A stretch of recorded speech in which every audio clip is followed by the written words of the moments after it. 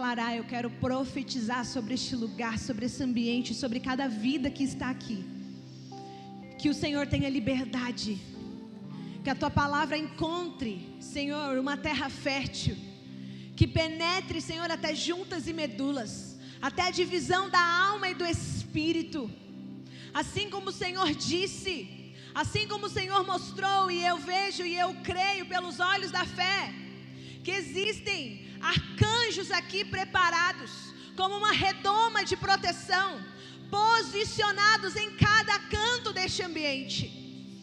Eu vejo pelos olhos da fé, e eu declaro, Espírito Santo, que nada, nenhuma palavra, nenhuma vírgula do que será ministrado neste lugar será roubado, será, Pai amado, roubado pela distração.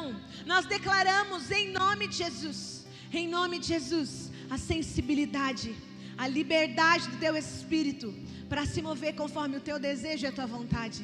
Porque o culto, Senhor, não é para homens, o culto não é meu, o culto é seu. É por causa de Ti que nós estamos reunidos, é por causa da Tua palavra, é por causa daquilo que o Senhor é, ontem, hoje, será eternamente.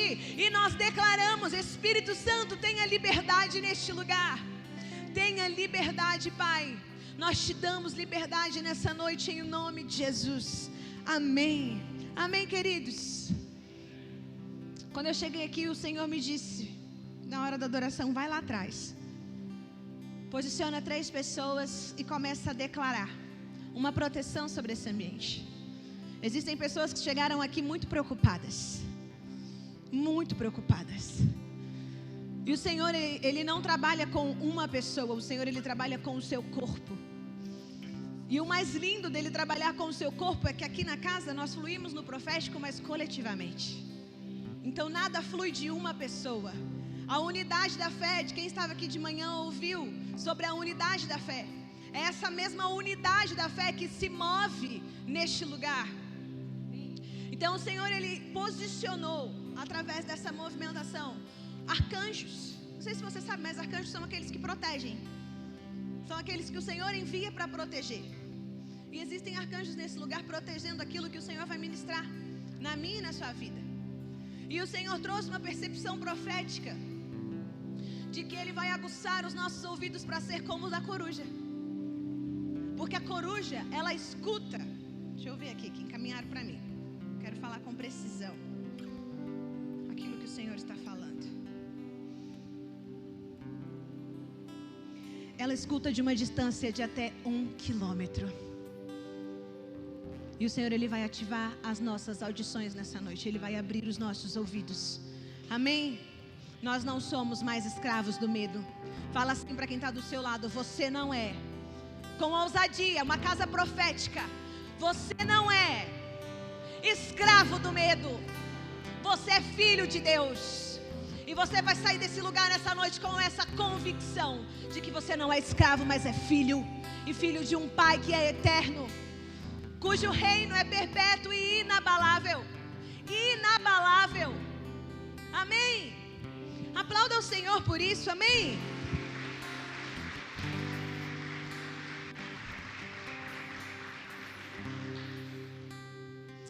Aleluia. Eu quero compartilhar com os irmãos uma palavra que tem queimado ao meu espírito, já tem uns 15 dias. O Senhor tem falado comigo, tem gerado isso em mim. Primeiro corta aqui. E nós estamos debaixo de uma palavra profética poderosa, que é conexão. Servir e avançar. Só que nós, como igreja, nós precisamos compreender a profundidade dessa revelação. Porque toda revelação, ela revela uma ação. Revela uma ação.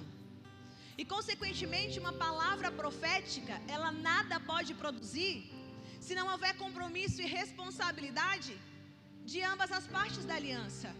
Nós temos uma aliança com Deus, amém? E o nosso Deus não é um Deus mudo. O nosso Deus é um Deus que fala, é um Deus que declara, é um Deus que dá direcionamentos precisos para a nossa vida. É um Deus que faz conexões, não por afinidade, não por conveniência, mas por propósito. Mas precisa haver no nosso coração, na nossa movimentação, um compromisso e uma responsabilidade com Ele. Quantas palavras proféticas tem sobre você? Quantas palavras Deus já liberou sobre você, sobre a sua vida? Traga à memória aquilo que te produz esperança. Existe um compromisso da parte do Senhor em declarar, em direcionar, mas existe um compromisso da minha e da sua parte de falar: Senhor, eis-me aqui. Ainda que eu seja como Abraão, e nós vamos falar dele, em idade já avançada, numa mente natural, não podendo mais produzir filhos, não podendo mais gerar filhos, mas Deus falou, e se Ele falou, Ele vai cumprir, assim como Ele cumpriu, e Isaac pôde nascer, o filho da promessa. Deus não é um Deus limitado ao tempo cronológico da sua história. Isso não está no script, mas o culto é do Senhor. O Senhor, Ele não é limitado ao curso cronológico da sua vida. Não passou tempo demais. Quem quer te roubar falando que passou tempo demais, ou que você é jovem demais, lembra de Timóteo? Lá em Timóteo está escrito: não menospreze aquilo que eu coloquei em você, por você ainda ser jovem. Por você ainda ser jovem. Existe uma medida no corpo de Cristo onde nós precisamos uns dos outros. Nós necessitamos uns dos outros, porque Deus é um Deus que fala, é um Deus que se move. Eu vou fazer, Senhor. Vem cá, Leandro, vem cá, Rafa, pode vir. Vem cá, ô Jadras, amor, vem cá. Deixa eu ver quem mais, preciso de mais um. Um voluntário. Fala assim: me escolhe. Ó, gente, um voluntário. Homem, por favor. Se posicionem aqui na frente, por favor. Não tem voluntário homem, eu vou chamar pelo nome, hein? Vem cá, pastor Huber.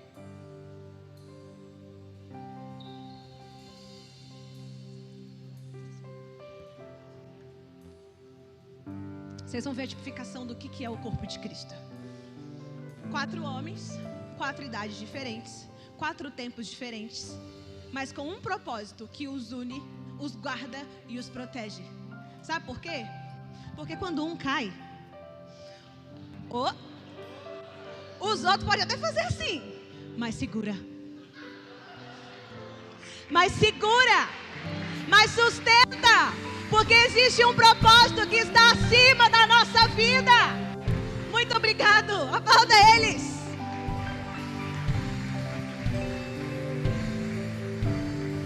Isso é o corpo de Cristo. Isso é o corpo de Cristo. Caiu? Opa, deixa que eu te seguro. Tá fraco? Peraí. Eu te ajudo, eu te fortaleço, eu declaro, eu profetizo, eu te encorajo, porque esse é o corpo de Cristo. Aleluia. E é nesse lugar que nós estamos inseridos.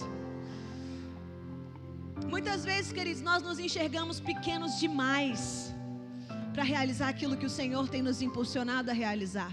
E é verdade. É verdade que nós somos pequenos, porque nós somos humanos. Só que Deus não trabalha simplesmente com os seres humanos. Deus trabalha com os seus filhos, através da matéria-prima humana. Você tem noção da profundidade disso? Deus trabalha com você, com o filho, através dessa matéria que você chama de corpo. É através disso que Deus trabalha. Sabia? E fato é que Deus, o Pai, Ele já tem estabelecido um desenho, um modelo, uma arquitetura, um projeto muito bem elaborado, muito bem ajustado para essa fraternidade chamada igreja, o corpo de Cristo, a qual eu e você fazemos parte. Se você puder, abra sua Bíblia em Hebreus 11, no versículo 8. Nós vamos falar um pouco de Abraão. Aleluia. Hebreus 11, verso 8 diz assim: pela fé, Abraão, quando chamado, obedeceu e dirigiu-se a um lugar que mais tarde receberia como herança, embora não soubesse para onde estava indo. Deus não vai mostrar para você o final. Ele só quer a sua obediência, porque se Ele tiver a sua obediência, Ele tem tudo. E Deus, Ele é um Deus pleno. Ele nos torna pleno. Então o caminho, o processo, você encontra plenitude. Abraão obedeceu, embora ele não soubesse para onde estava indo. Versículo 9. Pela fé, peregrinou na terra prometida, como se estivesse em terra estranha. Viveu em tendas, bem como Isaque e Jacó, co-herdeiros da mesma promessa. Pois ele esperava a cidade que tem alicerces, cujo arquiteto e edificador é Deus. O arquiteto e edificador não somos eu e você. Deus não está falando assim, ó, o arquiteto e edificador da vida do Alexandre é Ele mesmo. Não. O arquiteto e edificador, aquele que mostra o projeto, o desenho para a vida da Dai é ela mesma. Não. Está escrito aqui, cujo arquiteto e edificador é Deus. Abraão teve uma parcela dessa revelação. Mas quando Jesus vem, Ele fala assim, quando falarem que o meu reino está aqui, ou que o meu reino está lá, não acreditem, porque o meu reino, Ele já está dentro de vós. Então o desenho, o modelo de Deus, quando nós acessamos para a nossa vida, isso nos traz plenitude, isso nos torna completos, isso nos torna plenos. Ele é o arquiteto e o edificador. Ele é aquele que tem o desenho dos nossos dias. Não é à toa que o salmista falava, ele que contava os seus dias. Porque em cada dia Deus revela uma medida, cada dia Deus revela uma graça, cada dia Deus traz nova revelação. Porque Deus não é uma represa, Ele é um rio cujas fontes são inesgotáveis. Deus, Ele é inesgotável. Então, queridos, a única forma de eu e você nos distanciarmos do desenho de Deus para as nossas vidas é fazendo exatamente o que a serpente disse a Adão que fizesse. Adão, faça a sua vontade. Vai lá, come daquilo que Deus falou para você não fazer. Deus não quer que você seja como Ele. E é esse tipo de influência que trabalha na nossa vida nesse tempo. Trabalham ativamente para minar a sua fé. Você já viu aquele joguinho que tem campo minado? Eu vou fazendo a minha vontade e pulando de fase, até que eu encontro um campo que está minado e explode. Adão encontrou o seu campo minado, porque quis fazer a sua vontade, o seu desejo. E as trevas trabalham para minar a sua fé. Colocam uma hierarquia, definindo o que é sucesso a partir de bens materiais, a partir de títulos, de diplomas, de certificados, de empregos bem-sucedidos baseado em um salário alto, baseado em Mamon, em o Deus do dinheiro. Inflamam o ego humano, te conduzindo ao orgulho e fora do desenho de Deus. E toda vez que você está fora do desenho de Deus, isso se torna exaustivo, se torna cansaço. Chega um tempo que você fica cansado. Porque quem é o nosso descanso não é a força do nosso trabalho. O nosso descanso se chama Cristo. O nosso descanso está no Senhor. E a lealdade, queridos, para quem está exausto, vira conveniência. Sou sua amiga do Tiago por conveniência. Só vou caminhar com a Rafa porque ela pode ir comigo na lanchonete comer um lanche. A nossa amizade está baseada em um hambúrguer? A nossa conexão está baseada em um dia que a gente pode sair junto? Isso é conveniência. Isso é afinidade. Eu acho incrível quando a irmã Elisângela, eu honro muito a vida dela, aquilo que ela carrega. Ela fala assim, gente, tem gente aqui que eu amo demais e eu nunca fui na casa dele.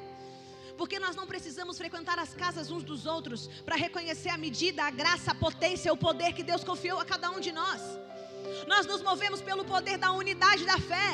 E a unidade da fé não está baseada naquilo que nós podemos desfrutar na carne um do outro, mas aquilo que nós honramos, respeitamos no Espírito. Porque a medida que eu honro é a medida que eu recebo. E a honra, queridos, ela é na presença e na ausência. A lealdade, ela é na presença e na ausência. Ela se materializa, ela se expressa. Aleluia. Vocês estão conseguindo compreender?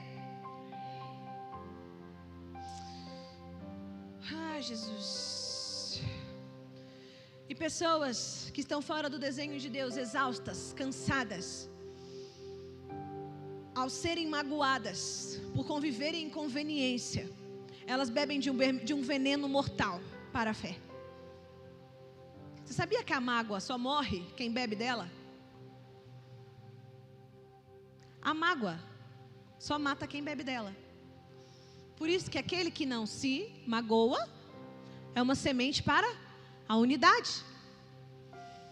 É uma semente para a unidade da fé. E a mágoa, ela precede a soberba. Porque o que eu quero inconsequentemente, porque fazer aquilo que eu quero inconsequentemente, a soberba ela é ativada. E é a mesma soberba que fez com que Lúcifer e 1/3 dos anjos fossem expulsos dos céus. É a mesma.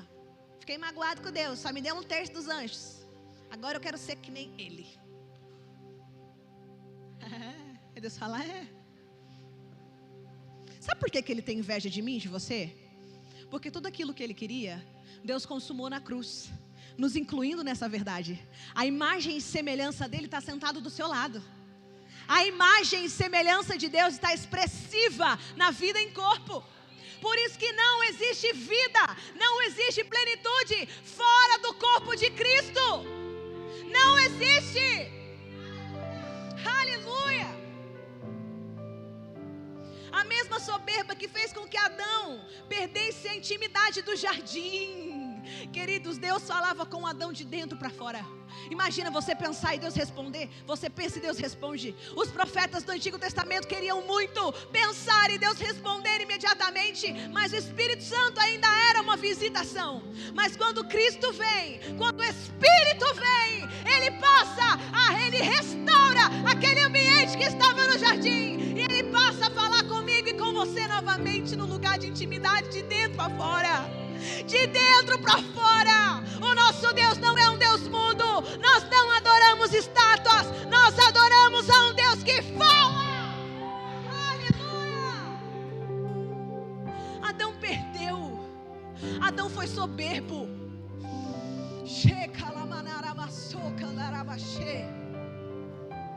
Estou magoado com Deus. Ele me deu tudo isso, mas eu queria aquilo. Estou triste com Deus. Ele me disse para ser dona de casa e cuidar dos meus filhos, mas eu queria aquele emprego, naquele lugar, aquele reconhecimento. E quando eu faço a minha vontade, o meu desejo, o que acontece com a intimidade? Eu paro de ouvir de dentro para fora.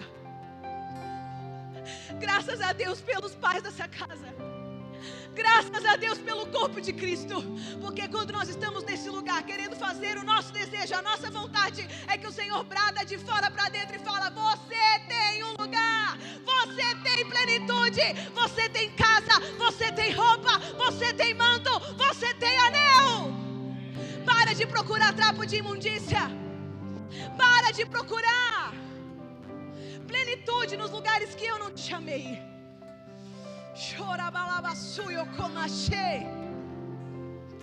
Sabe, querido, Salomão bem escreveu que a soberba precede a queda, precede a ruína. E na ruína nós procuramos sempre o culpado. Culpamos a Deus por não ter abençoado o meu desejo pessoal, pautados num egoísmo, numa visibilidade, numa carência de ser visto, numa carência de ser percebido por alguém, na deslealdade, na mentalidade miserável. Sabe por quê? Preste bem atenção. O miserável, ele não consegue experimentar do cuidado de Deus, porque ele não conhece o lugar de dependência total. Eu já fui miserável. Eu me vi livre dessas cadeias, porque eu experimentei o lugar de dependência total do meu Senhor. Nas pequenas coisas, o miserável não consegue entrar nesse lugar de dependência.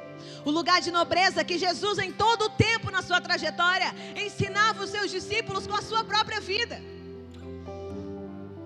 Vocês acham que Jesus era pobre, queridos? Quando ele nasceu numa manjedoura, Deus mandou 3 reis levar tudo que era de mais precioso para que ele fosse provido. Ele ia sair ainda da barriga.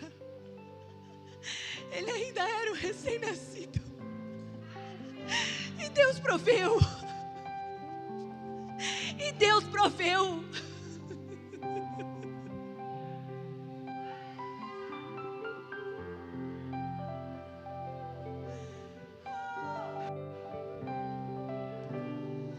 Jesus ainda não tinha descido Espírito Santo sobre ele.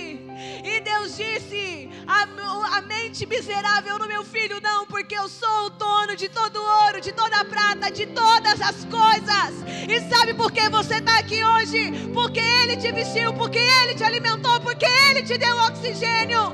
Desde o dia em que você foi gerado no útero da sua mãe, Ele conhece cada canto da estrutura humana, da matéria humana que Ele formou na sua vida.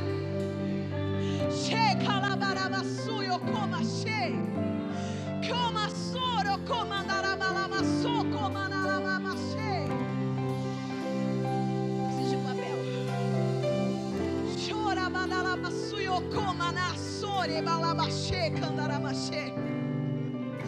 Sabe, queridos, o miserável, ele tem raízes na orfandade. Ele precisa tomar conta de si mesmo, porque ele pensa: se eu não tomar conta de mim mesmo, quem vai tomar? Quem vai tomar se eu não tomar conta de mim mesmo? Se eu não fizer aquilo que eu estou fazendo hoje, se eu ouvir a direção de Deus e parar de fazer aquilo que traz provisão para minha casa, será? Pastor Alexandre falou: rompe com será. Quer viver por fé? Tira o pé da estrutura e coloca o pé, e Deus coloca o chão. Aleluia. O miserável, ele pensa: se eu não cuidar de mim, quem vai cuidar?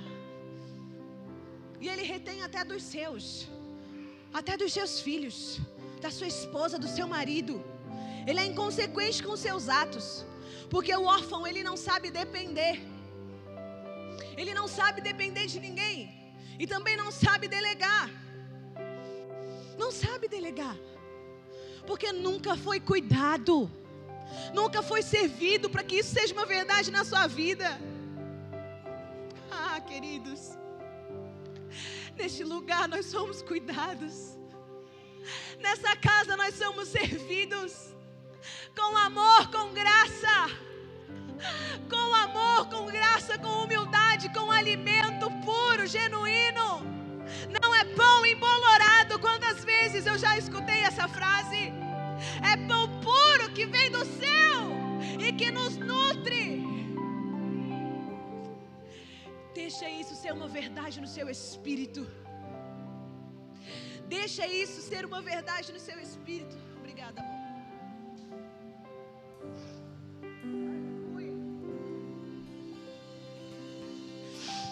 Queridos, a orfandade, ela não tem nada a ver com a sua linhagem natural, sabia? Mas com a sua movimentação diante do Senhor. Não tem nada a ver com a sua linhagem natural, é com a sua movimentação.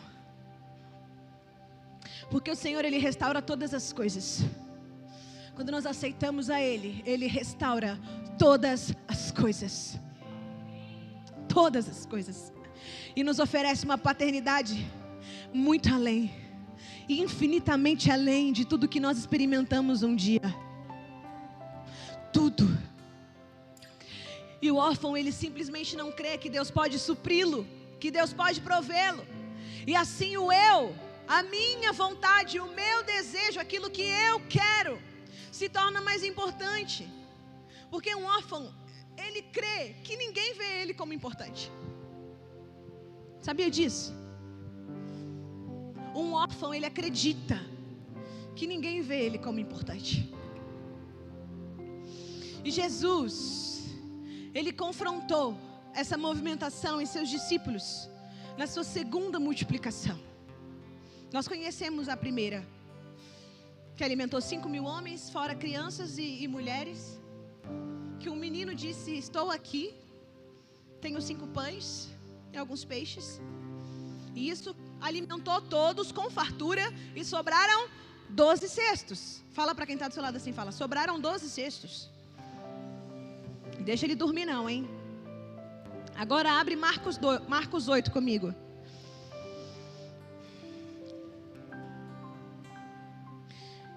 Antes da gente ler Marcos 8, eu quero contextualizar que naquela época, antes de se fazer uma viagem de barco, assim como nós, antes da gente ir para qualquer lugar, principalmente quem tem criança, coloca ali no seu bolso um alimento. Um pãozinho, uma frutinha, água, não é verdade? Quantos fazem isso? Vocês vão para um lugar e passam o dia inteiro com fome? Não, né? A gente se provê. Naquele tempo também, eles tinham que providenciar o alimento quando eles iam fazer uma viagem de barco. E vamos lá. Marcos 8.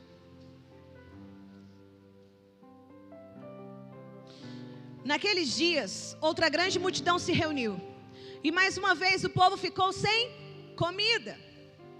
Jesus chamou os discípulos e disse: tenho compaixão dessa gente. Estão aqui comigo há 3 dias e não tem mais nada para comer. Se eu os mandar embora com fome, desmaiarão no caminho. Alguns vieram de longe. Os discípulos disseram: os mesmos caras, os mesmos discípulos que viram a multiplicação daqueles pãezinhos, daqueles peixinhos, e que colheram 12 cestos. Era a segunda vez que Jesus ia fazer a mesma coisa. E olha a resposta dos caras: como conseguiremos comida suficiente neste lugar deserto para alimentá-los? Como, Tiago? Nós vamos conseguir alimento? Como, né? Gente. Jesus perguntou: quantos pães vocês têm? Aqui. Eles afirmaram, vocês estão vendo que estão entre aspas? 7. Guarda aí no seu espírito, 7. Responderam eles. Então Jesus mandou todo o povo sentar-se no chão, tomou os 7 pães, agradeceu e o partiu em pedaços. Em seguida entregou aos discípulos, que distribuíram à multidão. Eles encontraram ainda alguns peixinhos. Jesus também os abençoou e mandou que os discípulos os distribuíssem. Todos comeram à vontade. Fala assim: à vontade. Sabe aquele dia que você vai lá na pizzaria, lá na churrascaria, você come à vontade? Você falou: hoje eu não vou fazer dieta, hoje eu vou comer. Você come à vontade, você fica até feliz, fica até alegre. Quando você come muito doce, você fica felizão da vida. Então, eles comeram à vontade. Depois os discípulos recolheram 7 cestos grandes. Fala assim: 7. 7 cestos grandes com as sobras. Naquele dia havia cerca de 4.000 homens na multidão. Após comerem, Jesus os mandou para casa. Em seguida entrou com seus discípulos num barco. Fala, barco.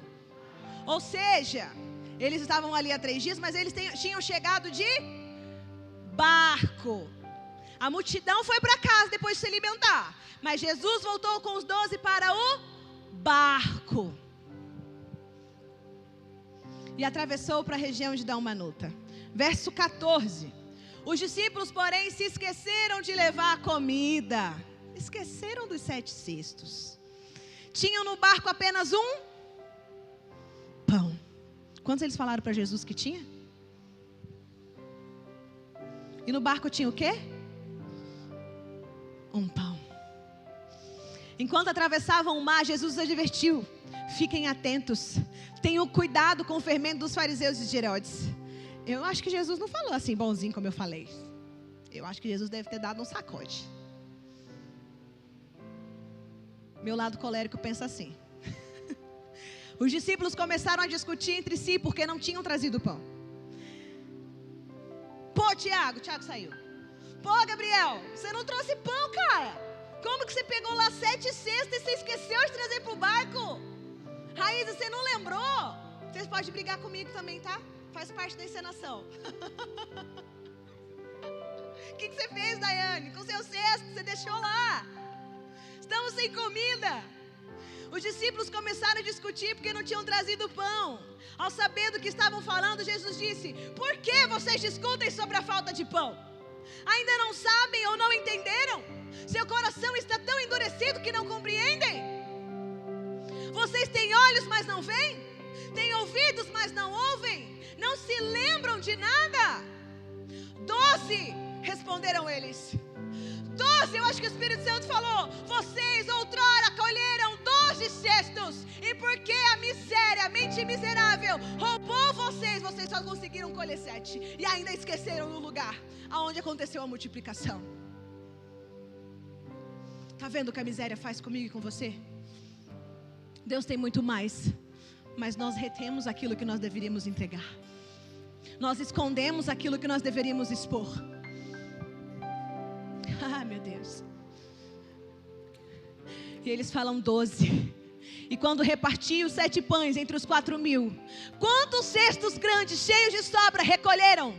7. Eu imagino eles falando: 7, Senhor, 7. Em profundo arrependimento.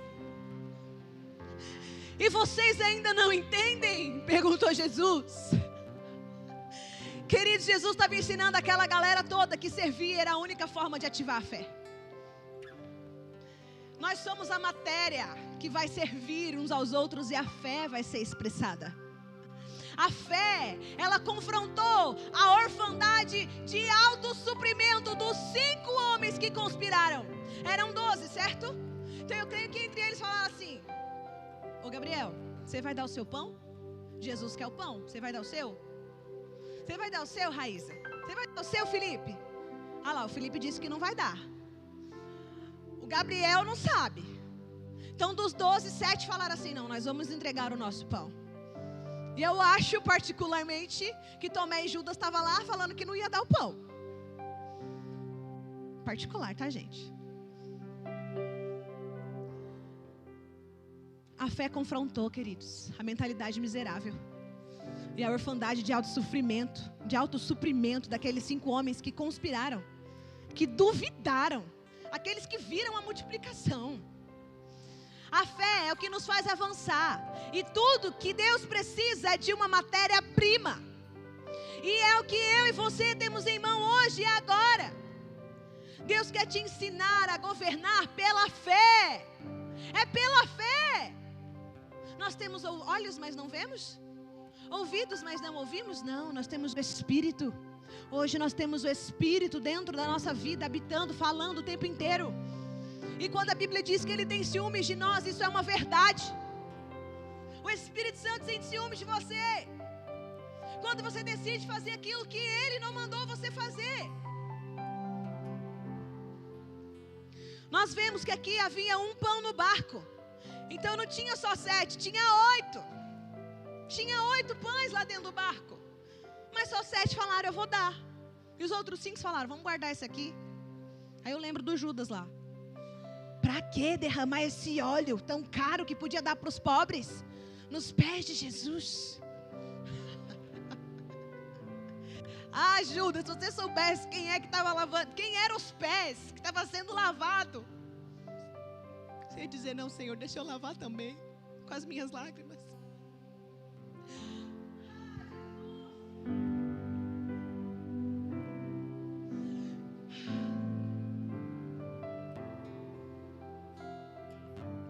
Tinha uma conspiração desleal instalada nessa movimentação egoísta entre os discípulos. Quem já ouviu aquela frase: farinha pouca, meu pirão primeiro?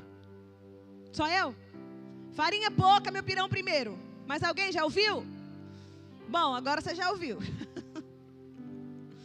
Os 5 devem ter pensado assim: farinha pouca, vamos guardar nosso pão. Os 5 que cada um deles, eles que se virem depois para comer no barco.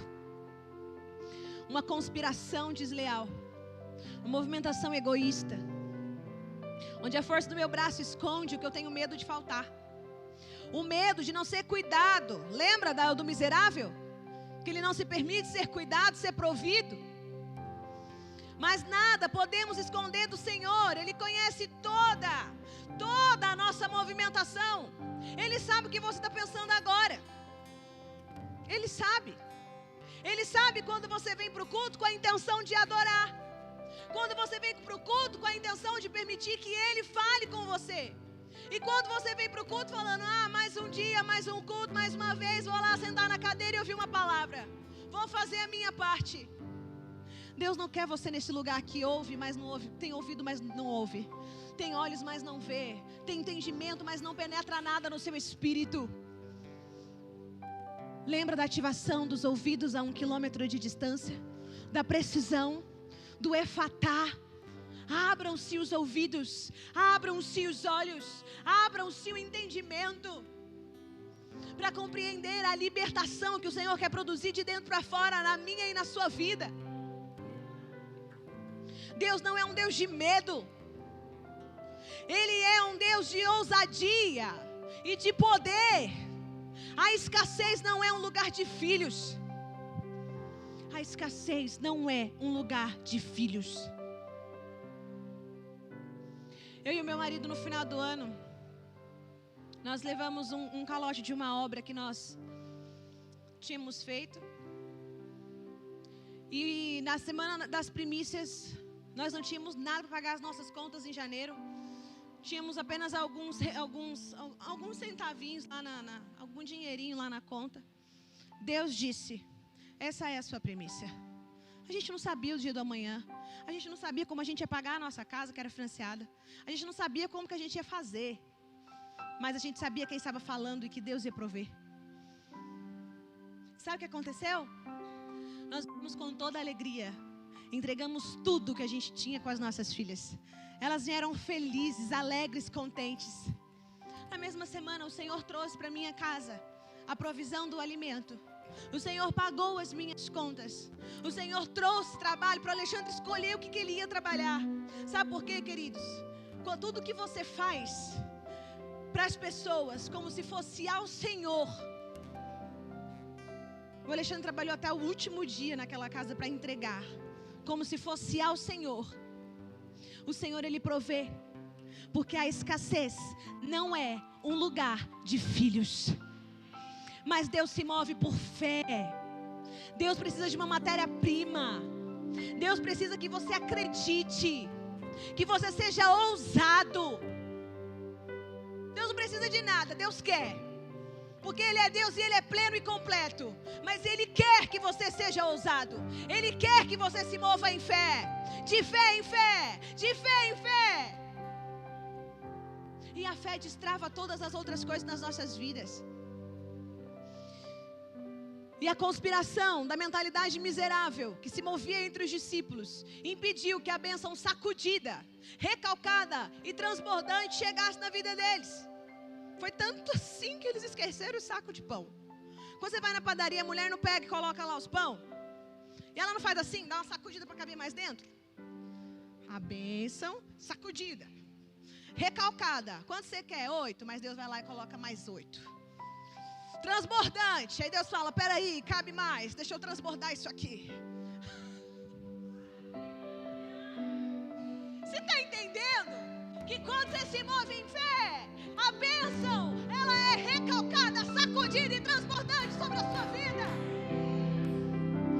Aleluia. E Jesus confrontou aqueles homens que outrora sem pão nenhum, sem barco, sem nada, trouxeram 12 cestos grandes para cada um e ainda alimentou uma multidão de mais de 5.000 pessoas. Foram os mesmos que viram os milagres. Você pode ter visto milagre na sua vida. Você pode ter visto Deus fazer muitas e muitas coisas na sua história. E chegar um momento que você entrou no deserto e falar: Deus, eu só tenho poeira. E agora, como que eu faço para ativar essa fé? Como que eu faço para voltar a crer? Nós vamos chegar até o final da ministração nesse lugar. Então não dorme não, hein? Amém? O que eram 4.000 pessoas? Para Jesus, para aqueles discípulos que já tinham visto o poder da gratidão alimentar 5.000, aonde nenhum deles tinha nenhum pão e nenhum barco. O que eram 8 pães diante disso? Ah, meu Deus. Os céus, queridos, só esperam uma resposta para se mover e abundar sobre mim e sobre você. Só uma resposta. Lucas 6,38. Deem e será dado a vocês. Uma boa medida, calcada, sacudida, transbordante, será dada a vocês. Isso é promessa. Pois a medida que usarem também será usada para medir vocês. Muitas vezes nós não recebemos a bênção do Senhor porque somos desleais aos princípios eternos que Ele estabeleceu. A deslealdade, ela te rouba de desfrutar de todas as promessas de Deus sobre a sua vida. Se podemos prover hoje, queridos, se nós podemos hoje ser provisão para alguém, é porque um dia nós somos providos. Isso é uma dádiva do céu. Tanto prover quanto ser provido. Quando eu fui provida, eu falava: Senhor, muito obrigada. Quando a minha casa foi provida, Deus mandou roupa para as meninas passar ano novo. Deus mandou um manicure, que nem crente é, pagar, me oferecer serviço. Sabe por quê? A fé, ela não é de acordo com a nossa razão. A fé é de acordo com aquilo que nós cremos, com aquilo que nós nos movemos. Aleluia. Ser provido também é uma dádiva do céu, mas Deus quer te tornar provedor. Deus quer te dar semente para que você seja semeador, um bom administrador. E eu sei que até o final do ano Deus vai construir um memorial. Deus vai fazer. E eu não espero. Eu não fico com expectativa, porque eu sei quem Ele é. Eu sei quem eu sou nele. E isso basta. E nós não falamos, queridos, de provisão apenas de dinheiro. Nós falamos de tempo dedicado para ouvir com atenção. Para ouvir com atenção aquilo que o Senhor está falando. Aquilo que o Senhor está dizendo. Nós falamos de servir uns aos outros. De sentar para abrir, para colocar o coração para fora. De ter um coração ensinável como o de Jesus. Para ouvir e seguir os conselhos do Pai. Jesus falava: eu não vim para fazer a minha vontade, eu vim para cumprir a vontade do meu Pai. E quando Jesus fala para os discípulos ter cuidado com o fermento dos fariseus, é para que eles não tenham um coração hipócrita, contaminado, para que sejam transparentes, de se permitir ser formado na sua identidade eterna pelo Senhor. Sabe o que é transparência? É eu poder cultuar com Gabriel e na nossa visão o Espírito testificar aquilo que a gente carrega. É eu caminhar com a Raíza e ao olhar para ela, o Espírito testificar aquilo que ela carrega. Isso é a unidade da fé. Sabe por quê? Porque quando nós não somos transparentes, nós não colocamos para fora aquilo que está corroendo, o Espírito Santo me fala. Ele é um raio-x, dai não. Mas aquilo que é de Deus testifica no Espírito. Nós nos movemos por impartição. Aleluia. Nós precisamos nos permitir ser formados na identidade eterna que Deus já tem estabelecido para mim e para você. Tiago 3,17. Abra a sua Bíblia, por gentileza.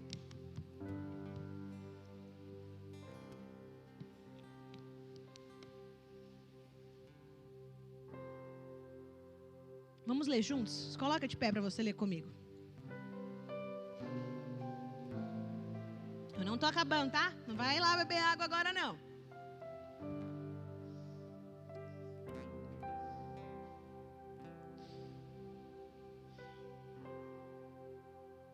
Tiago 3,17. Porém, a sabedoria, o governo ou a maturidade, em algumas versões, que vem do alto, é antes de tudo... Vamos lá, repleta, vamos juntos, repleta de misericórdia e de bons frutos, imparcial e sem hipocrisia. Próximo. Ora, a justiça é a colheita produzida por aqueles que semeiam a paz. Até aqui, deixa esse versículo aqui um pouquinho. Sabe quem é o semeador da paz? Eu e você. Muitas vezes a gente ora assim: Deus, que a sua justiça seja feita, que aquele que me caluniou, que aquele que me roubou, que aquele que fez isso comigo, venha experimentar da justiça de Deus, no peso da mão do Senhor. Isso não é de Deus. Isso é bruxaria gospel. Isso não vem de Deus. Olha aqui, ó. a justiça é a colheita produzida por aqueles que semeiam a paz. Lembra que eu falei que testifica no Espírito? Então se a Raíza tem algum problema, se eu tenho algum problema com a Raíza, eu não vou guardar a mágoa, porque se eu beber dela, eu que vou ficar envenenada. Se teve um conflito, eu vou responder, porque os maduros são aqueles que semeiam a paz. Qual que é o fruto de quem semeia a paz? A justiça de Deus. Então a Raíza não vai se perder, porque eu vou semear a paz. Eu vou anular quem eu sou para servir ela. Eu vou anular aquilo que quis nos dividir para poder servir a vida dela. E servindo, nós duas vamos avançar, porque a justiça do Senhor vem tanto para mim quanto para ela. E a paz é semeada e ninguém é roubado de desfrutar dessa verdade que é o corpo de Cristo. Isso é profundo. Isso é para mim, isso é para você. Pode se assentar, queridos. Deus quer nos abençoar, mas primeiro nós precisamos entregar a Ele a nossa vida por inteiro. Os nossos achismos, as mágoas, as movimentações miseráveis, egoístas, mesquinhas. Precisamos acessar o desenho dessa edificação, que é pura, genuína, plena, extraordinária, que Ele tem para mim e para você. Porque a igreja, ela não é contaminada. A igreja é pura, santa, sem mancha, sem ruga, sem mácula. E essa movimentação que nós acabamos de ler, que semeia a paz, é que faz com que ela permaneça assim até o fim dos tempos, até que Cristo venha e consuma todas as coisas. Nós lemos no começo, em Hebreus 11, que Abraão foi um homem visionário. Ele foi o primeiro homem na Bíblia a dizimar, sabia? Muito antes de Deus dar a lei para Moisés, que viria só muito depois. Ele foi o primeiro homem na Bíblia a dizimar. Ele entendeu que Deus era a sua provisão. Abraão foi aquele que teve um encontro com Deus no mesmo monte que o cordeiro foi provido. E mais tarde, aquele que era o cordeiro se tornou Jesus. No mesmo monte em que Deus proveu o cordeiro, Deus estabelece o lugar para a ressurreição. Foi o mesmo lugar que Jesus foi sacrificado, que ele disse: Pai, está consumado. E em Hebreus diz também que Abraão, Deus diz, Abraão viu o meu dia. Ai, meu Deus. Abraão, ele sabia quem era Deus. E hoje ele está na galeria da fé, porque ele creu no que Deus chamou para fazer. E lá no início da sua trajetória, sem Bíblia, não tinha Bíblia para Abraão consultar. Ainda a Bíblia não tinha sido feita. Não tinha a lei. Não tinha Moisés. Mas Abraão creu. Quando Deus diz: Abraão, vem, traz o seu único filho para sacrificar. E Abraão pega aquele homem, leva. E acho que Isaac falou: Pai, quem vai ser o sacrifício mesmo? Meu filho, Deus proverá para si o cordeiro. E a Bíblia diz que naquele dia, Hebreus fala isso, Abraão viu o seu dia. Então Abraão teve a revelação da cruz muito antes de Jesus chegar, muito antes de Jesus ser uma realidade. Eu creio isso piamente no meu espírito. Abraão foi o primeiro a desfrutar, de romper com uma mentalidade miserável, de me dar, sanguessuga, e reconheceu aquilo que estava em Melquisedeque, rei de Salém, sem princípios de dias e fins. Hebreus diz que Abraão viu o dia do Senhor. Para Deus um dia é como 1000 anos, e 1000 anos é como um dia. Por isso que Abraão se tornou o pai da fé, porque ele creu, ele se moveu naquilo que ele cria. Aleluia. Até quando ele sai da sua terra e da sua parentela e segue por onde Deus o chamou, Abraão, ele não parou em meio ao deserto de Harã. Deserto qual a sua parentela decidiu. A parentela de Abraão teve uma decisão: eu decidi ficar no deserto, decidi ficar ali. Terá, o pai de Abraão, ao perder um filho, ele paralisou no deserto, na terra de Harã, por 205 anos. Todos nós sabemos que deserto não frutifica nada. Que deserto não tem como você plantar laranja, maçã, morango, essas coisas, não tem como. E Terá decidiu ficar ali por 205 anos até a sua morte. Gênesis 11 fala isso. E Harã, o deserto que ele parou, significa ressecado. Ressecado fala de deserto, de falta de água, de sequidão. Sabe o que muitas vezes nos torna secos? É achar que beber água uma vez na semana é o suficiente. É achar que beber água só aos domingos é suficiente. Essa frase é do C.W. Lewis, acho que é assim que fala. Beber água apenas aos domingos pode te levar à morte. Quantas vezes na nossa trajetória estamos secos, sem água, ressequidos com Deus, porque as coisas não saíram nas nossas vidas da forma em que nós projetamos. Da forma em que você construiu muitas vezes nesse deserto, no seu interior, na sua mente, um castelo de areia. Preste atenção, queridos. E que Deus, conhecendo você, a sua história, em Efésios 4 diz que Ele te conhece. Mesmo antes de você ser quem você é. O Senhor sondando e olhando para os seus pensamentos, Ele diz: bem sei eu os planos que eu tenho a seu respeito.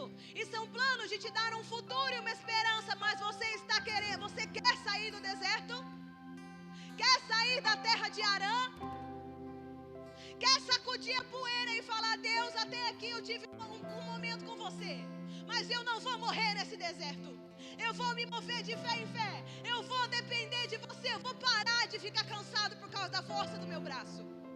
Eu vou parar de tomar as decisões por mim mesma. Eu vou sujeitar o meu coração. Deus disse: sai, Abraão, desse lugar e vai para a terra que eu te mostrarei. Abraão não sabia para onde ele ia. Ele sabia qual era a direção. Era caminhar, e foi. E foi. Muitas vezes, queridos, nós estamos construindo castelos no deserto. Sabia?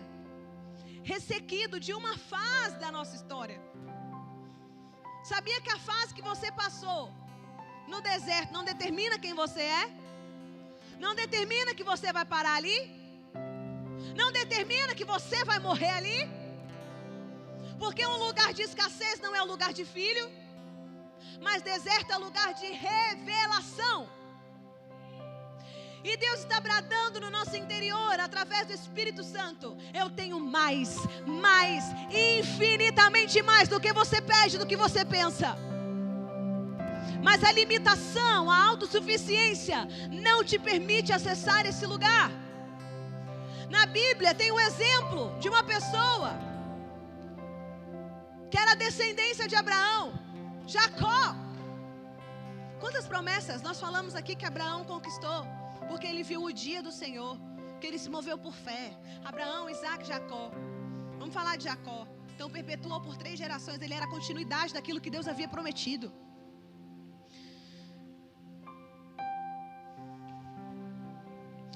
E Jacó, queridos, ele parou no deserto. Jacó, ele sabia de todos os feitos que Deus tinha feito na vida do seu avô, na vida do seu pai. Mas no momento da sua vida, Jacó estava lá, no deserto, na sequidão. E em meio a esse cenário, ele tem um encontro. Você está no deserto?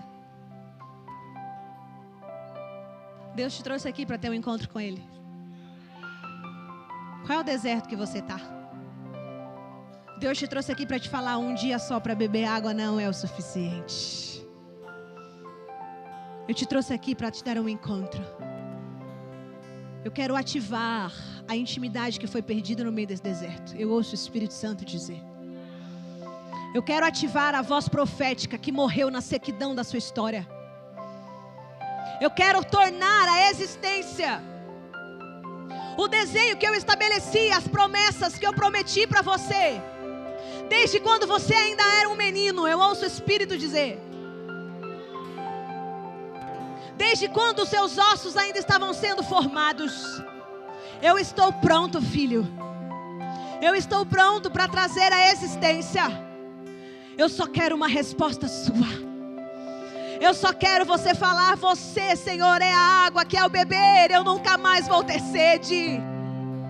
Eu estou disposto a tornar o poço de lama que o deserto fez da sua vida um rio, cujas fontes de revelação são inesgotáveis. Eu estou disposto, diz o Senhor.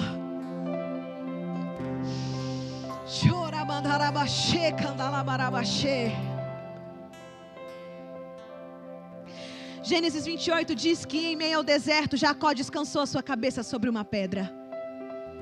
Pedra tipifica Cristo. Cristo é o nosso descanso na nova aliança, a nossa plenitude na nova jurisdição, a nossa esperança, e isso é imutável. Isso não mudará com o tempo, isso não mudará com os ventos, isso não mudará com os governos, isso é imutável. Ele é o nosso descanso. E o Jacó, e o que tem Jacó? Até aquele encontro, lá no deserto, de descansar a cabeça sobre a pedra, ele acreditava que ele era um enganador. Ele cria que ninguém se importava com ele. A movimentação da orfandade. Ninguém se importa comigo. Meu nome é enganador. Meu pai nem me ama. Ele cria que por ter roubado a primogenitura do seu irmão com um prato de lentilhas, que ele não era filho. Ele cria em muitas mentiras. O pastor Alexandre falou, até que. Qual era a sua movimentação? Até que. Hoje é um até que na sua história. Hoje é um até que. Jacó descansou todas essas mentiras a respeito da sua identidade na rocha, na pedra, e caiu em sono profundo. E o Senhor levou Jacó, ai meu Deus, e o Senhor levou Jacó terreno ao Israel eterno de Deus. E Deus levou a sua orfandade a um filho eterno dele. Deus levou Jacó a ser um Israel eterno de Deus. Quando você descansa no Senhor, a sua real identidade de nobreza é revelada. Você nasceu para a nobreza. Quando você descansa no Senhor, o Israel eterno, ele absorve o Jacó terreno e temporal. Jacó vê a Deus e se enxerga nele. Ele conhece a Deus e ali ele se conheceu. Todas as falsas definições que foram liberadas sobre a sua vida, todos os rótulos, todas as palavras, coloca a mão na sua cabeça, como um ato profético. Todas as palavras, todos os rótulos, todas as mentiras, tudo aquilo que você cria até hoje fora do desenho de Deus é pequeno demais e nunca resistirá à força da obra do Espírito Santo na sua história. A força da obra do Espírito Santo na sua vida. Ainda que você não consiga expressar em palavras, o Espírito Santo está fazendo algo acontecer no seu interior, pela força e pela autoridade que o Senhor confiou a ele. Gálatas 3:29. E se sois de Cristo, então sois descendência de Abraão e plenos herdeiros de acordo com a promessa. Existem promessas sobre as nossas vidas que são imutáveis, que não vão mudar nunca. Palavras proféticas liberadas que vai exigir de mim e de você uma nova movimentação. Essa palavra produziu em mim, na minha vida, uma movimentação diferente. As minhas atitudes não são mais as mesmas. As minhas palavras, a minha movimentação não são mais as mesmas. Porque o Senhor rompeu, o Senhor tirou, o Senhor me libertou de toda a orfandade, de miséria, mentalidade escassa, porque Deus não é um Deus limitado. Vai exigir de nós uma nova movimentação. Uma forma de se mover que nunca antes houve na sua linhagem. Sabe o que é lindo? Você pode falar assim, mas eu não tive Abraão, Isaac, como é que eu vou ser o Jacó? Se meu pai, meu bisavô, meu tataravô não era assim. Queridos, eu vou contar uma coisa para vocês. O meu pai foi o primeiro de toda uma linhagem a se casar na igreja. A minha avó, ela tinha um marido que tinha 3 famílias. Meu pai foi o primeiro a casar na igreja. Não importa qual é a linhagem que você veio naturalmente. Deixa que a identidade de filho absorva a identidade de Adão. Permita que a identidade que Cristo tem sobre você absorva essa identidade. Em junho desse ano eu vou fazer 10 anos casada com o homem mais lindo do mundo. Com o provedor mais lindo do mundo. Que me sustenta todos os dias, que me aguenta todos os dias. E eu não tenho medo da linhagem que passou. Sabe por quê? Porque em Cristo todas as coisas foram feitas novas. Todas as coisas. Eu não tenho medo dos erros que aconteceram antes de Cristo, porque isso não fala sobre mim. Isso fala de uma movimentação equivocada, de uma movimentação terrena. Mas quando eu acesso a minha identidade em Cristo, todas as coisas se fazem novas. A nossa geração é remida. Nós carregamos uma palavra potente de edificar gerações. As minhas filhas caminham nesse lugar. As minhas filhas são aquelas que vão fazer corte. São aquelas que vão casar puras, virgens, em santidade. As minhas filhas são aquelas que vão transformar a realidade das universidades dessa nação. São as minhas filhas, porque nada tem a ver com a linhagem que veio antes de mim naturalmente, mas com a identidade de Cristo que está sendo revelada, expressiva e manifesta através da vida delas. Aleluia. O deserto não é um lugar de filhos, mas um lugar de revelação. Ouça as revelações que o Senhor tem trazido ao seu espírito. Confie a sua vida, a sua história, os seus planos para ser formado por alguém. Acesse os planos do Senhor. Acesse o desenho do Senhor, que são infinitamente maiores do que a nossa própria existência. Dai, como que eu faço isso na prática? Paternidade. Nós somos uma casa de paternidade. Nós não somos expostos. Nós não somos magoados. Quando tem uma coisa... Gente, eu sou líder de jovens. Você que é pai e mãe de jovens. Quando tem uma coisa que não está legal lá na sua casa, ele fica guardando, ele fala assim, você fez isso. Não fala? Com a gente também. Mas lembra que nós lemos que a justiça do Senhor venha com aqueles que semeiam a paz. E que lindo é semear a paz e ver o fruto da justiça sendo revelada na vida de cada jovem que o Senhor nos confia. Isso é uma casa de paternidade. Esse lugar é uma casa de proteção, de cuidado e de destino. Para aqueles que falam, Senhor, eu cansei do deserto, eu quero acessar o desenho que você tem sobre a minha vida. Aleluia. Nós não vemos como o homem vê. Nós somos uma casa profética. Nós enxergamos o que os céus diz a respeito da vida de cada pessoa que o Senhor nos apresenta. Cada um na medida em que chega, na sua individualidade. Porque você não é temporal. Não é o momento em que você está passando. Não é um problema financeiro que define quem você é. Você tem uma identidade e um chamado a ser pleno e governante junto com Cristo da sua história. Aleluia. As realidades temporais não podem roubar a eternidade que acessamos em Cristo. Por isso que Ele ajusta a nossa rota. Ele troca a nossa roupa. Tira todo o trapo de imundícia. O cheiro de morte já não faz parte mais da nossa história.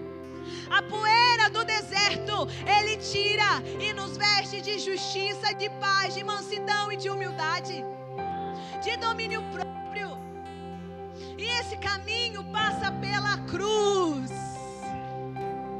Sério, você está dando uns aleluia. Pela crucificação dos meus desejos, daquilo que eu projetei falsamente por influências malignas. Sabe por quê? A mesma natureza de Adão é a mesma de Lúcifer. Quem foi que convenceu Adão?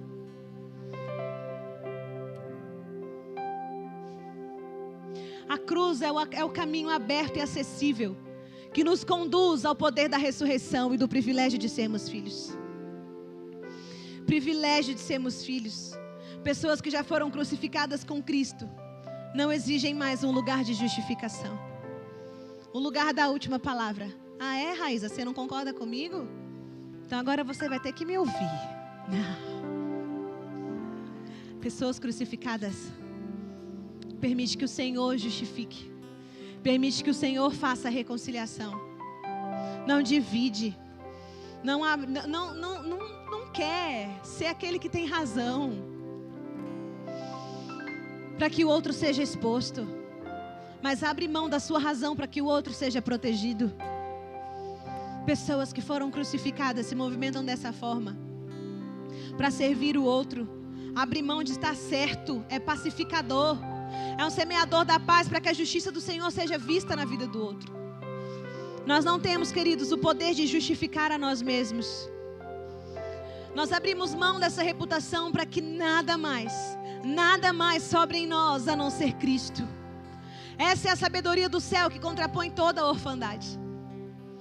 Que privilégio nós temos de viver em uma casa que expressa isso com tanta graça, com tanta verdade. E eu gostaria nesse momento de pedir para que você fechasse os seus olhos. Feche os seus olhos por um instante. Se você sentir no seu espírito, faça esse ato profético. Sacuda o pé, sacuda a sua mão, bate assim. Que nem está tirando poeira. O Espírito Santo está tirando toda a poeira do deserto. Porque não é mais tempo de deserto. Não tenha vergonha não. Baixe as luzes por gentileza. Fique com seus olhos fechados. Não olha para o que o seu irmão está fazendo do seu lado não.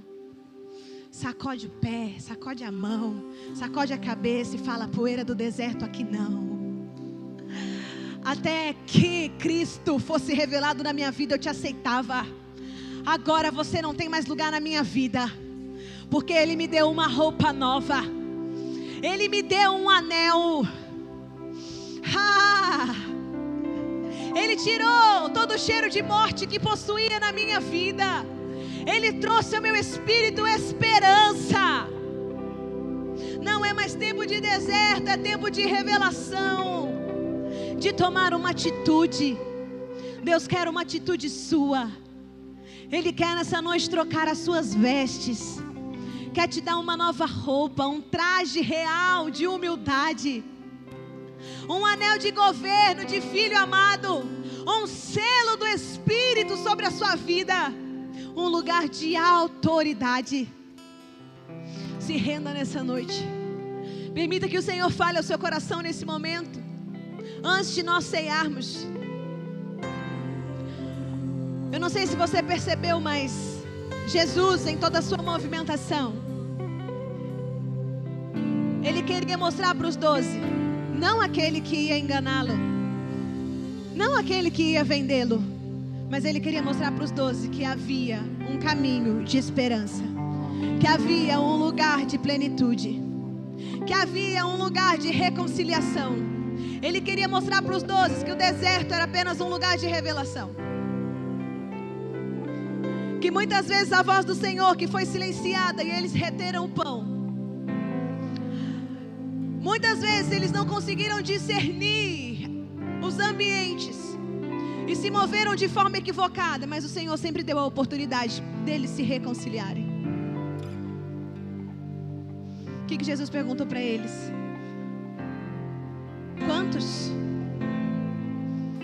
Quantos pães vocês tinham?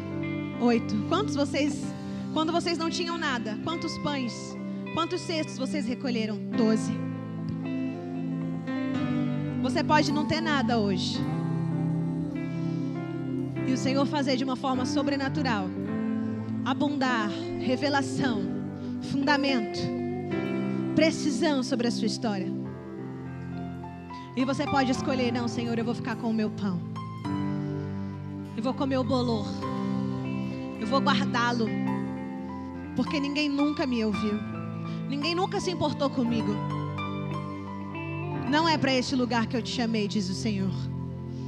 Eu te chamei de filho. Eu te trouxe nesse lugar nessa noite para confrontar a movimentação do espírito de orfandade, de miséria na sua vida e na sua história. Para te tirar do deserto. Para te dizer que você tem uma identidade real. E eu te chamo a sacudir Eu te chamo a sacudir, a deixar os barcos no cais, a deixar tudo que precisa ser deixado para trás, para acessar a identidade de nobreza, a identidade real que eu, Senhor, estabeleci sobre você desde antes que você viesse à existência em matéria humana. Se você que está sentado entendeu, Senhor é comigo, dê um passo à frente. Os demais podem permanecer sentado de olhos fechados. Proteja o seu irmão, feche os seus olhos. Você que entendeu, fala: Senhor, eu estava num deserto, mas eu quero me vestir com aquilo que você tem. Eu já fui miserável, Deus, mas eu saio desse lugar com ousadia, com autoridade. Eu quero tudo que você tem para mim. Eu não quero partes, para que tudo que é em parte na minha vida seja perfeito, para que o Senhor brilhe, para que o Senhor veja, para que o mundo veja que o Senhor é bom, para que o mundo veja que o Senhor é bom. Se você entende que isso é com você, vem aqui à frente, nós vamos orar por você. Nós vamos ativar sobre a sua vida aquilo que o Senhor já tem expressado.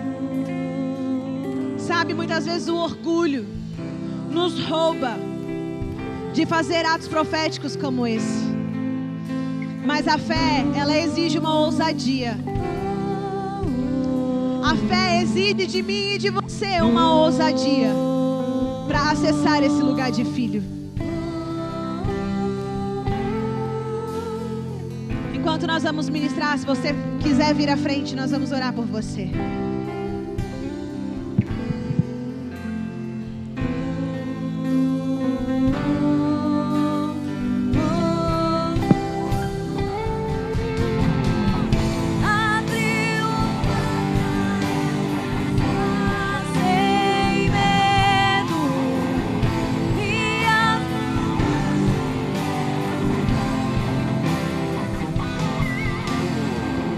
Me resgataste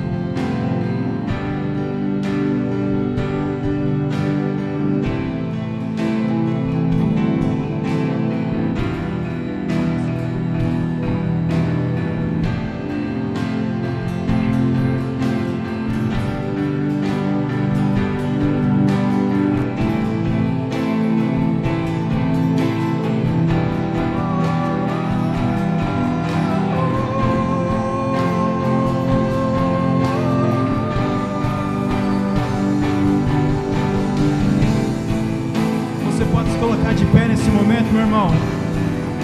Aleluia, nós te adoramos.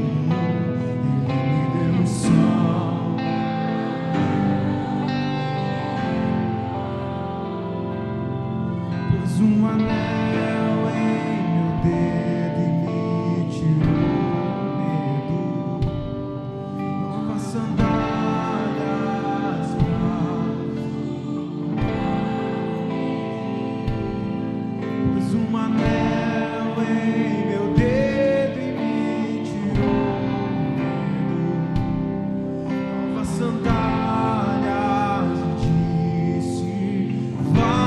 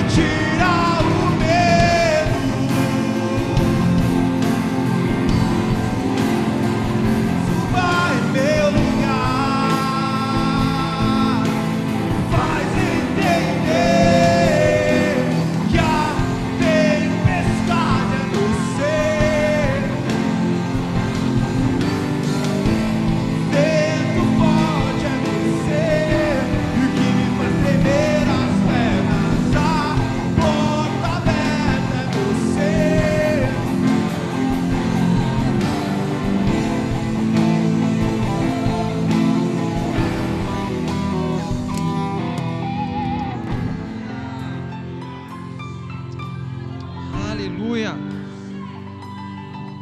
Aleluia. Glória a Deus.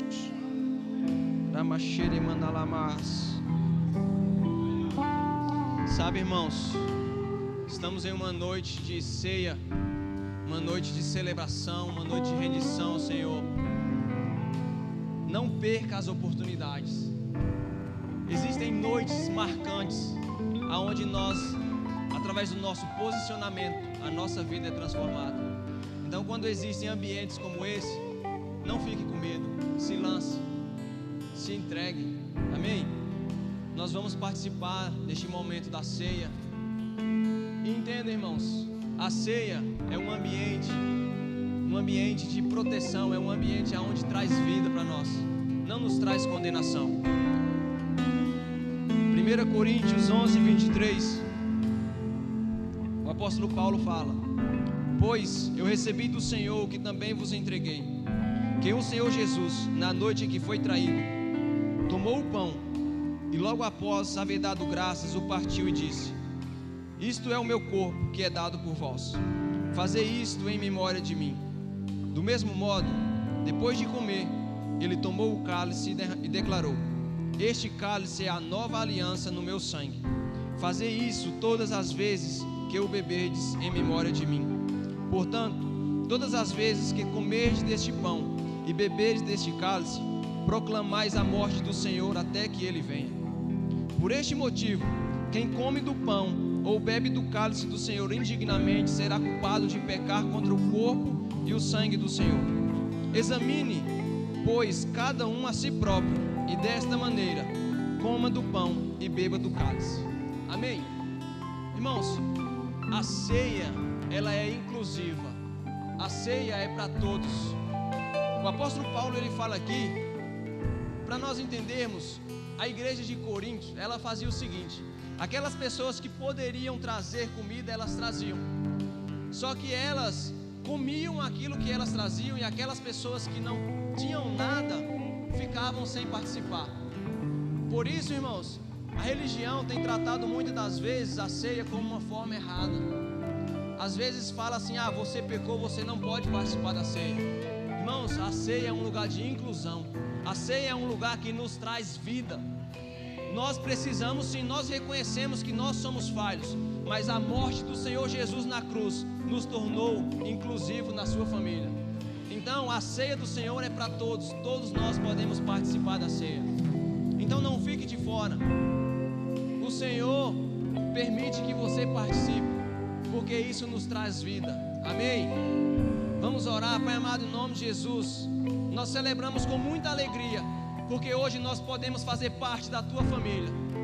Nós celebramos, Senhor, aquilo que o Senhor tem feito por nós. Nós abençoamos, Senhor, os elementos e declaramos, Senhor, que este ato nos traz vida. Nós não somos condenados, porque nós somos filhos hoje, e hoje nós carregamos a vida. Por isso nós celebramos nessa noite, em nome de Jesus. Amém? Pode servir, irmãos. Celebre ao Senhor, irmãos. Participe da ceia, não fique de fora. Tira o medo, faz ser Moisés, suba em meu lugar, faz entender que a tempestade é você, chuva forte é você, vento forte é você, e o que faz tremer as pernas, a porta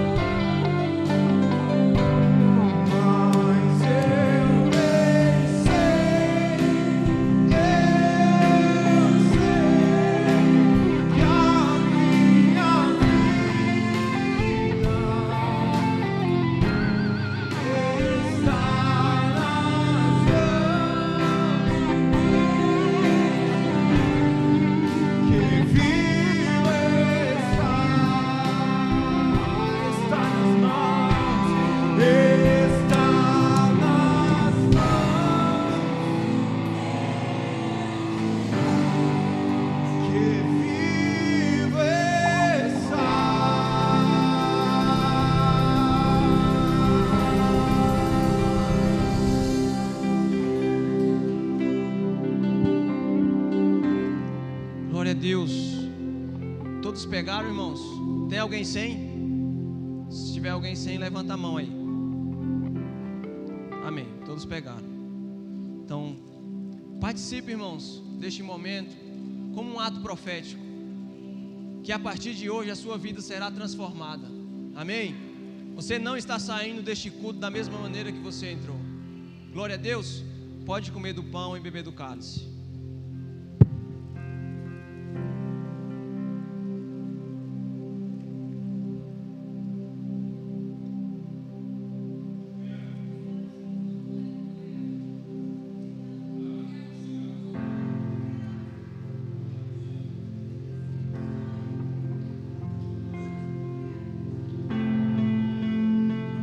Não venceu, a morte não venceu.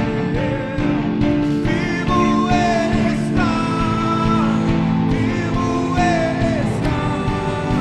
A morte não venceu. Vivo ele está, vivo ele está. A morte não venceu. A morte não venceu. Vivo ele está. A morte não venceu. Vivo ele está.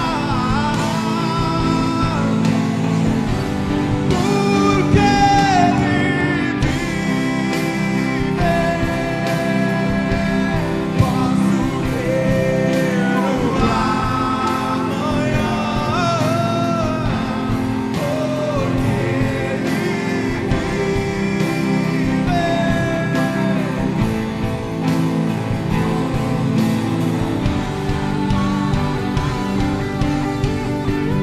Mas eu nem sei que a minha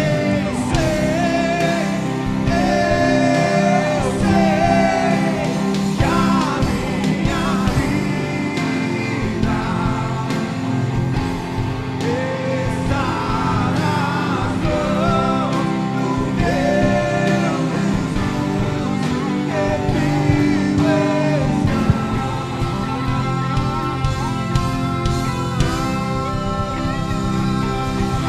Aleluia, glória a Deus, amém? Aleluias, aleluia, amém, irmãos? Antes de encerrar, os jovens estão vendendo a empada, né, logo na saída, amém? Aquele que quiser abençoar a vida deles, amém? Que desfrute daquilo que eles estão vendendo, amém? Glória a Deus. É muito interessante, irmãos, que é nesse ambiente que nos traz vida. É nesse ambiente que nós nos estamos fortalecidos. E é nesse ambiente que Cristo faz tudo em nós, amém? É assim como Jacó. Jacó, ele estava brigando consigo mesmo. E quando ele deu por fé, ele estava quase perdendo a bênção. Só que não, ele trouxe para si. Espera aí, não se trata de mim, se trata de quem habita dentro de mim. Amém? Glória a Deus, Pai, te damos graças, Senhor. Tudo aquilo que você tem produzido, Pai, dentro de nós, ó Pai. Aquilo que o seu Espírito está produzindo, está fazendo, está transformando, Senhor. Nos dando identidade de filhos, ó Pai. Nos dando a autenticidade, ó Pai, da tua propriedade, ó Pai, que o Senhor habita em nós, ó Pai. Por isso nós te louvamos, te agradecemos, ó Pai, por esse ambiente de pureza, Pai, ao qual tem produzido em nós todos os dias, ó Pai, a tua vida, Pai. Assim nós declaramos, ó Pai, sobre cada filho, Pai, uma porção dobrada do teu Espírito, Pai, do entendimento, Senhor, de uma audição, ó Pai, ó Senhor, ó sobrenatural, Senhor, de uma visão, ó Pai, transformadora, Senhor. Que cada filho, Pai, possa, Senhor, ter uma semana abençoada, Pai, debaixo da tua graça, Senhor, com entendimento, Pai, com a identidade de filho, Pai. Assim nós declaramos em nome de Jesus, amém. Levante suas mãos, que o grande amor de Deus e a graça do nosso Senhor e Salvador Jesus Cristo e a comunhão e a consolação do Espírito Santo seja com todos, amém. Aplauda o Senhor, amém. Glória a Deus, aleluia.